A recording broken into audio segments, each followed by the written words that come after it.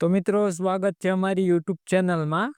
આજે આપણે વાત કરવાના છીએ હવે જન્મ મરણનો દાખલો કાઢવો મોંઘો પડશે. સરકારે ફીમાં 10 ગણો વધારો કર્યો છે. તેમાં સરકારે કઈ કઈ બાબતમાં વધારો કર્યો છે અને નવા શું શું ફેરફાર થયા છે તેની વાત આપણે આ વિડીયોની અંદર કરવાના છે. તો વિડીયોને મિત્રો પૂરો જોજો. સરકારે જન્મના દાખલા માટે અને મરણના દાખલા માટે ફીમાં વધારો કર્યો છે. નવો ભાવ વધારે એ 27 ફેબ્રુઆરીથી અમલમાં મૂકવામાં આવશે, એટલે કે લાગુ કરવામાં આવશે. સરકારે જન્મ અને મરણની નોંધણી ફીમાં 10% વધારો લાગુ કર્યો છે. કેટલો ભાવ વધારો કરાયો છે તેની વાત કરીએ આપણે. ગુજરાત સરકારે જન્મ મરણની જરૂરિયાત દાખલા કઢાવવા માટેની ફીમાં તેમણે વધારો કર્યો છે.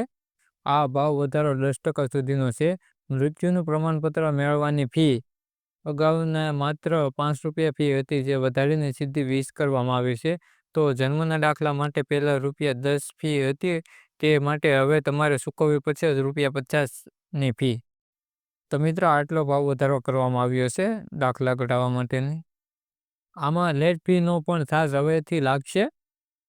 સરકારે રજિસ્ટ્રેશનના નિયમમાં પણ કેટલા ફેરફાર કર્યા છે. જે કોઈપણ વ્યક્તિ જન્મ કે મરણની ઘટનાની નોંધણી 30 દિવસના સમય મર્યાદા પછી કરાવે તો તે હવે વધુ લેટ ફી ભરવી પડશે. અગાઉ આ લેટ ફી માત્ર 10 હતી, જે વધારીને ₹50 કરવામાં આવી છે.